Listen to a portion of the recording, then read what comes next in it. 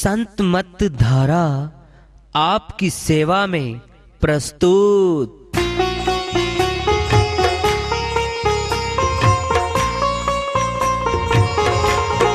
जो चाहता है प्रभु प्यारा, वो आओ संत मत धारा। भक्ति भेद बता कर सारा, वो कर दे भव के पारा। जो चाहता है प्रभु प्यारा, वो आओ संत मत धारा। भक्ति भेद बता कर सारा, वो कर दे भव के पारा। जो चाहता है प्रभु प्यारा।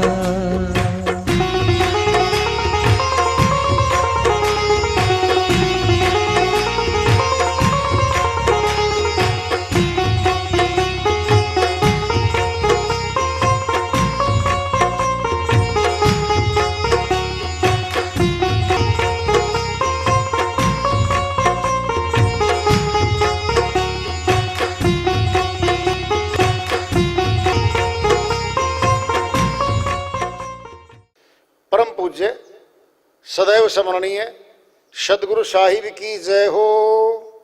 सतनाम साहिब। आदरणीय सर्व संतों की जय हो। उपस्थित आदर के योग प्रभु प्रेमी एवं जिज्ञासु आत्माओं, हम सभी पूर्ण पिता परमात्मा, सभी सृष्टियों के रचनहार, कुल मालिक, हम सब के जीवन का आधार, उनकी महिमा को सुनने के लिए एकत्रित हैं। मेरी सभी से अर्ज है कि मैं कोई जगत गुरु नहीं, कोई महाराज नहीं, कोई महामंडलेश्वर नहीं। मैं केवल सभी संतों की चरणों की धूल हूँ और आपका भक्ति मार्ग में सहायक हूँ। मैं अपनी सीधी साधी टूटी फूटी भाषा में, संदुकड़ी भाषा में भक्ति भेद के गूढ़ रहस्यों को उजागर करने वाले विचार आपके समक्ष रख रहा हूँ। यदि अच्छे लगे अपनाएं, नहीं तो गैर जरूरी समझकर विसार दें। हाँ, सत्संग ही एकमात्र प्रभु प्राप्ति का विद्यालय है, विश्वविद्यालय है ये। और हम सभी सत्संग में आए हुए हैं। हम जिज्ञासु तभी तो आए हैं।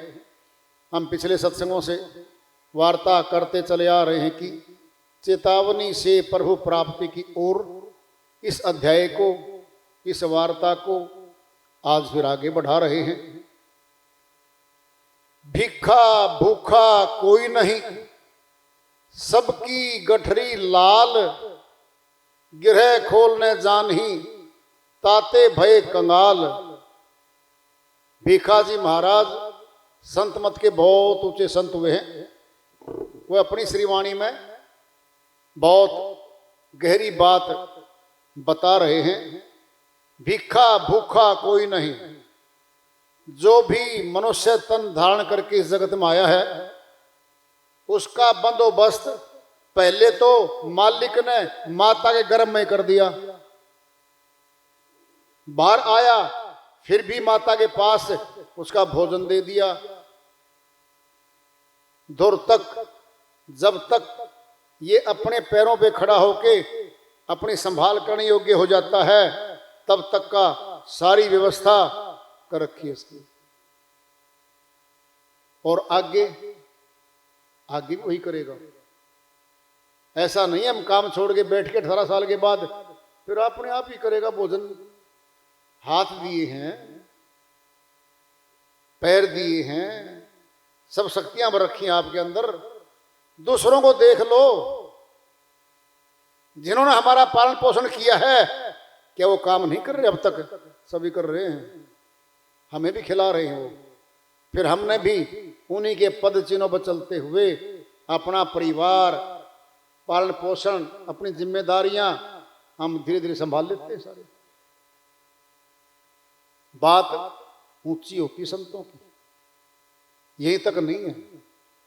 भिखा भूखा कोई नहीं, सबकी गठरी लाल। लाल हीरे माणिक मोती बहुत महंगे पदार्थ होते हैं। कहता है गिरे में लाल बंधा हुआ इसके तो। गिरे खोल न जान ही ताते भय कंगाल। धन दो तरह का भाई, सुन लो ध्यान से।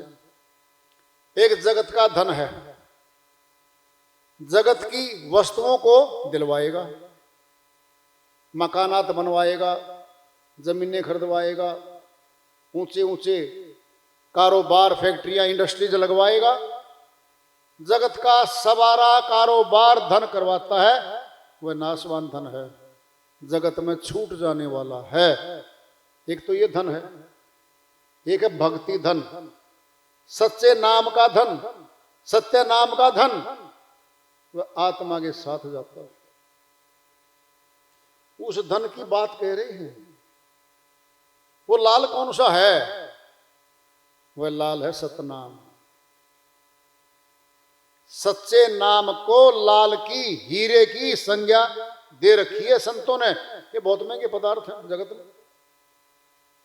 सतनाम की संज्ञा है उस लाल से। घट में है, अंदर रखा है। फिर अंदर रखा है तो मिला क्यों नहीं अपने आप में?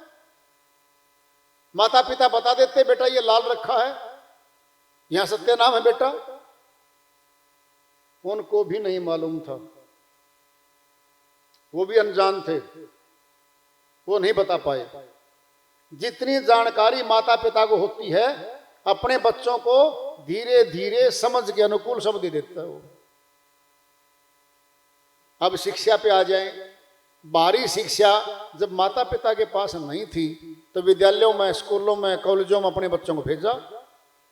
वहां अध्यापक मिले, उनका संग करके अपने बच्चे ऊंची शिक्षाएं ग्रहण करके कुछ तो नौकरी पे, ऊंचे पदों पे आसीन हो गए और कुछ अपने रोजगार संभाल लिए।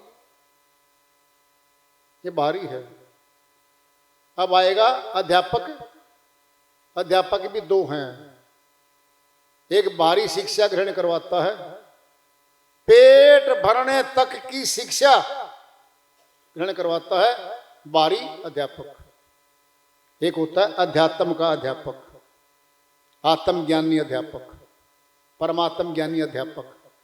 वह हमें अंदर की शिक्षा ग्रहण करवाएगा। अंदर की छुपी हुई चीजें जो हमारे अंदर हैं उनको उजागर करवाएगा, उनसे मिलाप करवाएगा और फिर हम धीरे धीरे आत्मज्ञानी बन जाएंगे, परमात्म ज्ञानी ही बन जाएंगे। फिर बहुत ऊंचा पद है ये तो भाई। ब्राह्मण जो ब्रह्म को जानता है, ब्रह्म के दर्शन करता है, ब्रह्म रमण करता है, वह ब्राह्मण कहलाता है। श्री गीता अध्याय 2 श्लोक 46 में श्री कृष्ण भगवान अर्जुन के माध्यम से समझाते, कहते कि हे अर्जुन, जिस प्रकार लबालब भरे हुए जलाशय के मिल जाने के बाद छोटे जलाशय में जो प्रयोजन रह जाता है, ठीक उसी प्रकार जो ब्रह्म को तत्व से जान लेता है वह ब्राह्मण हो जाता है। और जो ब्रह्म ज्ञानी हो जाता है उसका वेदों के प्रति इतना ही प्रयोजन रह जाता है, क्योंकि सभी वेद ब्रह्म को जानने के लिए हमें उत्साहित करते हैं। और उसको जान लिया ब्रह्म को। जब ब्रह्म को जान लिया, साक्षात्कार कर लिया, फिर वेदों का तो काम पूरा हो लिया। फिर क्या है? अनुभूतियां हैं। फिर तो अनुभूति होंगी। जितना अभ्यास करेंगे शक्तियां आती रहेंगी। देख लो, पहले पिंड में दृष्टांत ले लो। सोने की खान है। शुरू में जब भी किसी ने कहीं मिला है, पत्थर पाड़ के कहीं ना कहीं जो खाने मिली हैं, कोई छोटा मोटा टुकड़ा मिला है।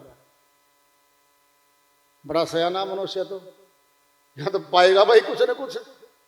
खोदना शुरू किया, धीरे धीरे 1 2 3 4 5 6, 1 डली 2 डली। जितना अभ्यास करता गया उतना ही प्राप्त होता गया। फिर इस मार्ग में तो यही है, जितना अभ्यास करेंगे उतना ही प्राप्त होता रहेगा।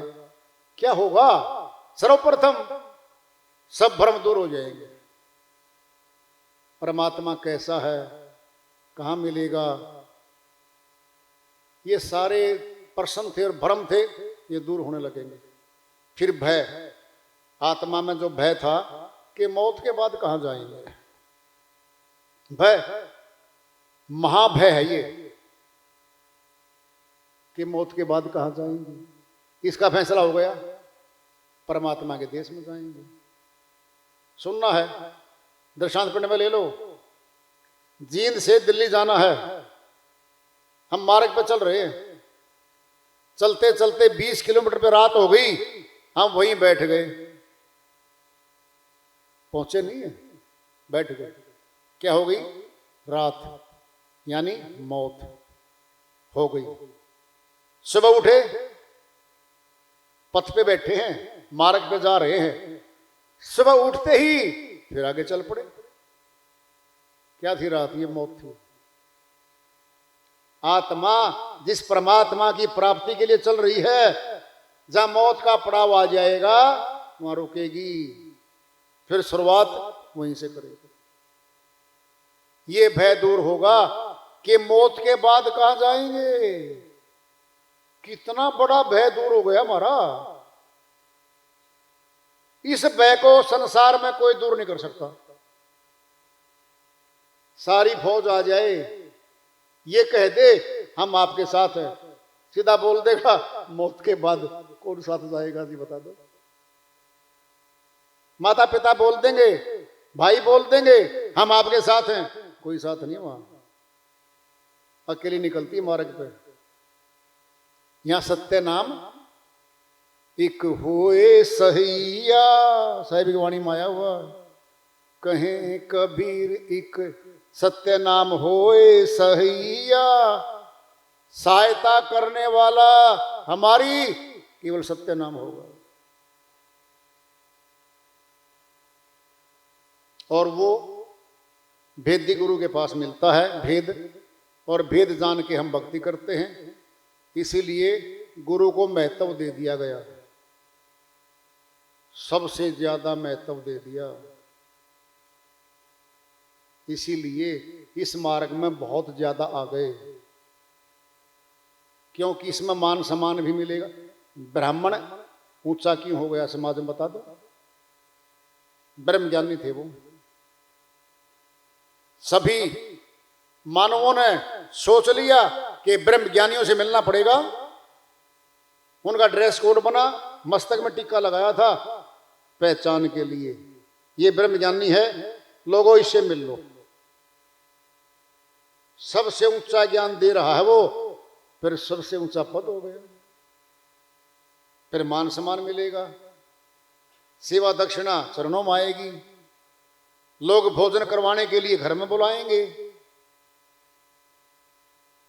और भोजन करवाने के बाद शर्त है दक्षिणा देनी ही पड़ेगी आपको, नहीं तो आपके द्वारा दिया गया भंडारा फलीभूत नहीं होता। सनातन में है ये।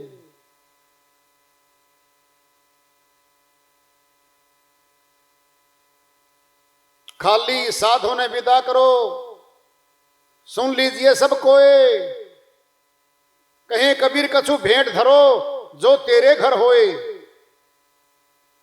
कबीर साहब की श्री वाणी में आ गया है, जब गुरु या कोई संत हमारे घर में चरण फेरता है, आता है, खाली विदाई नहीं होती उसकी। घर में कुछ नहीं है, गरीब है हम, आटा तो है, चावल तो है, गरीब से गरीब के घर में भी रोटी दाना पानी पक्का मिलेगा। एक मुट्ठी चावल बांध के चरणों में रख के वही दक्षिणा उसकी। कुछ नहीं है, फूल तो है, कोई सुगंधित फूल ले आओ, भाव से श्रद्धा से चरणों में चढ़ाओ और गुरु जी को हाथ जोड़ के बोल दो, जी बस आपकी कृपा भरपूर है, स्वीकार करें, स्वीकार होगा। करोड़पति है, लखपति है, आया हाथ जोड़ के राम राम राजी खुशी पूछताछ के और विदा कर दिया। नहीं होता फलीभूत, नियम है, बनाया गया है, और साहिब ने कह दिया तो मोहर लग गई। तो ब्रह्म ज्ञानी को, ब्राह्मण को मान सम्मान दिया गया समाज में, ऊंचा ऊंचा ज्ञान देने वाला है वो ऊंचा हो गया। कोई पीतल दान करता है, कोई लोहा करता है, कोई चांदी करता है, कोई सोना दान करता है, कोई हीरे का दान करता है। लेवल देख लो, दान देने की बात में अंतर है, भक्ति मार्ग में नहीं है ये। भाव श्रद्धा चाहिए है। गुरु किसी के घर में जाके उम्मीद करके कि करोड़पति पार्टी है, 1 लाख की थैली भेंट करेंगे चरणों में, ऐसा नहीं होता कभी भी। हम खुद बेकार में भयभीत हुए बैठे हैं।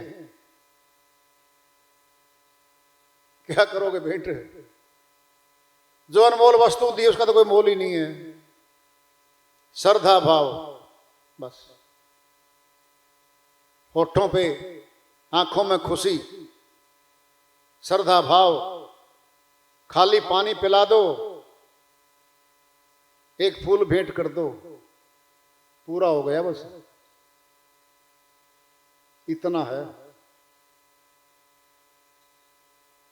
तो इसीलिए ब्राह्मण और गुरुओं का दर्जा ऊंचा बताया गया समाज में।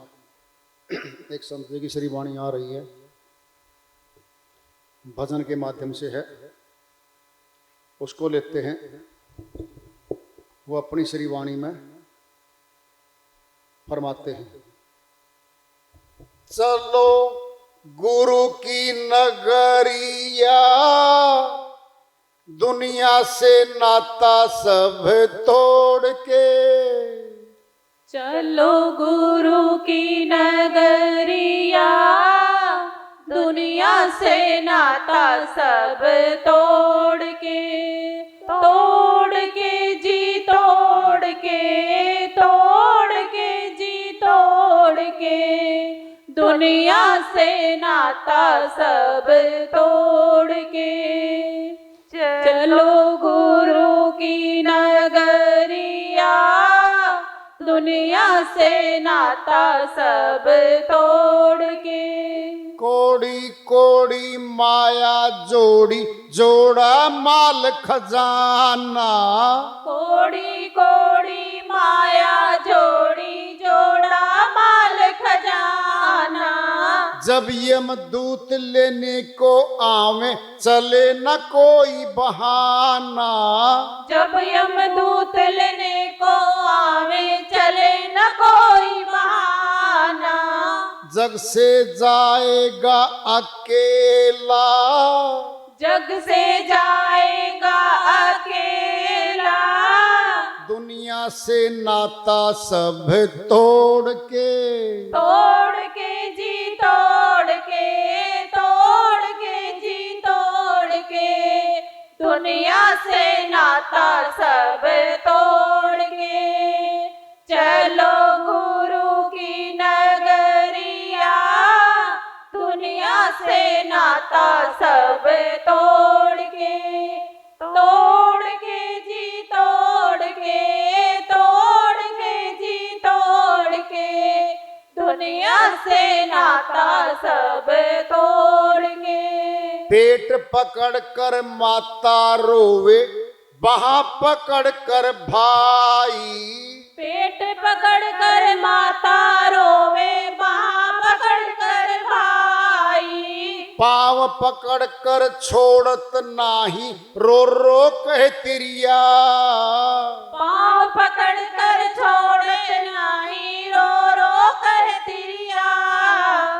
सैया मत जा अकेला, सैया मत जा अकेला, श्वेत चदरिया ओढ़ के, ओढ़ के जी ओढ़ के, ओढ़ के जी ओढ़ के, श्वेत चुनरिया ओढ़ के, चलो गुरु की नगरिया, दुनिया से नाता सब तोड़ के, तोड़ के जी तोड़ के, तोड़ के जी तोड़ के, दुनिया से नाता सब तोड़ के।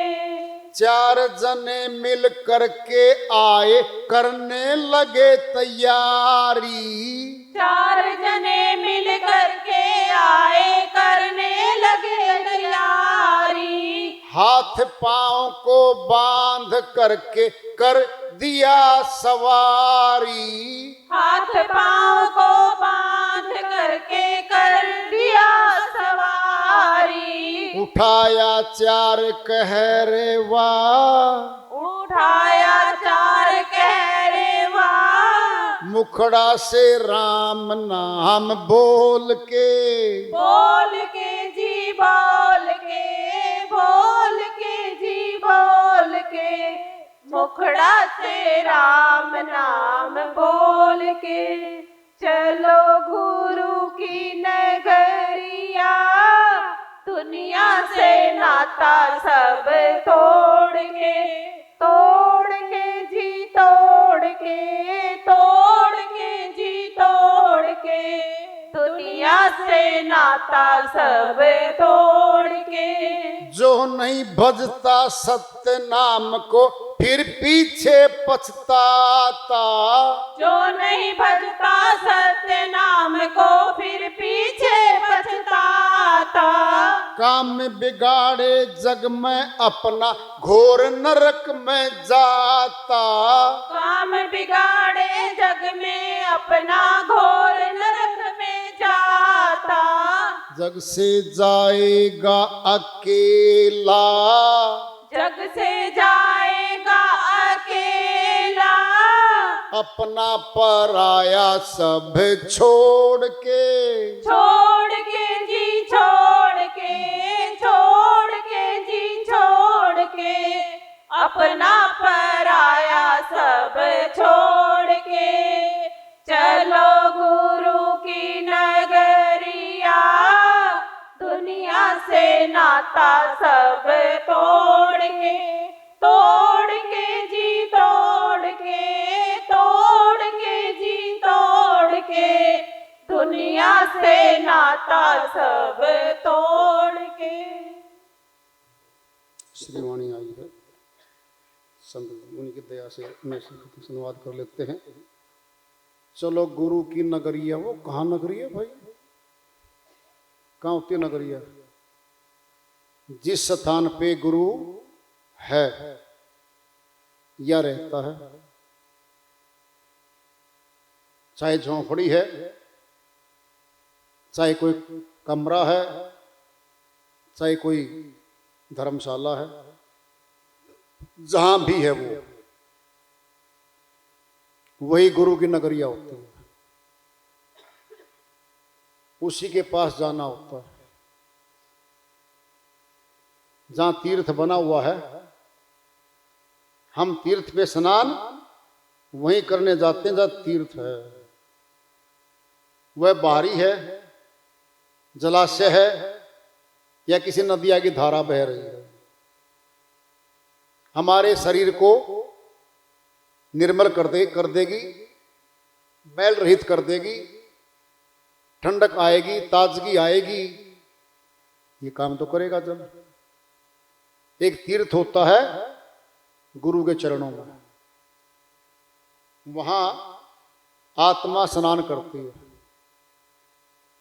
उसके चरणों में ज्ञान गंगा बहती है। ज्ञान गंगा,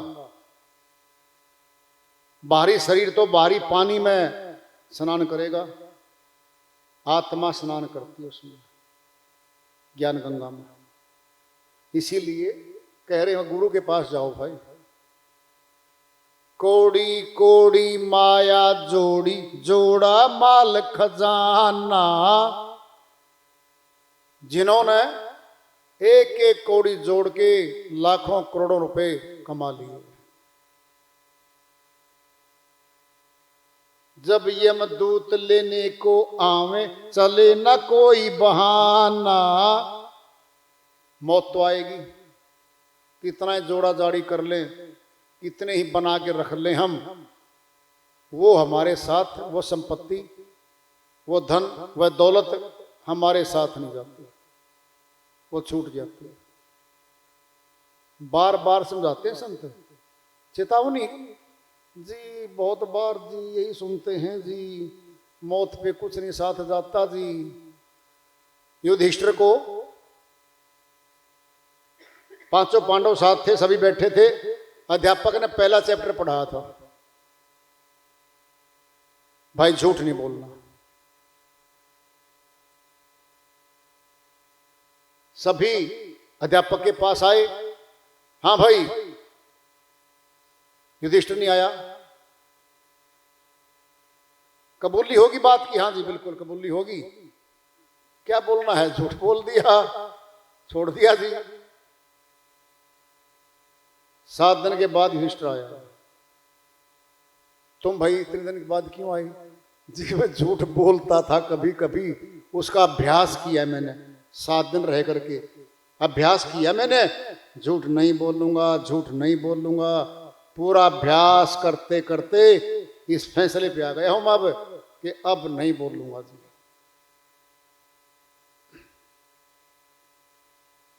फिर हम भी तो अपने संसार में बैठे हैं, इतनी जल्दी समझ में आ जाएगा क्या? संतों का ज्ञान नहीं आता, सूक्ष्म है ये। और सुनो, आत्मा ने संसार की संपत्ति को, घरों को, जायदादों को, परिवारों को जकड़ रखा है, जकड़ रखा है, ये छोड़ ही नहीं पा रही है, इसलिए जल्दी छूटता ही नहीं है ये। जोर ज्यादा चेतावनी पे होता है। सुनना है, सुनो ध्यान से। किसान होता है,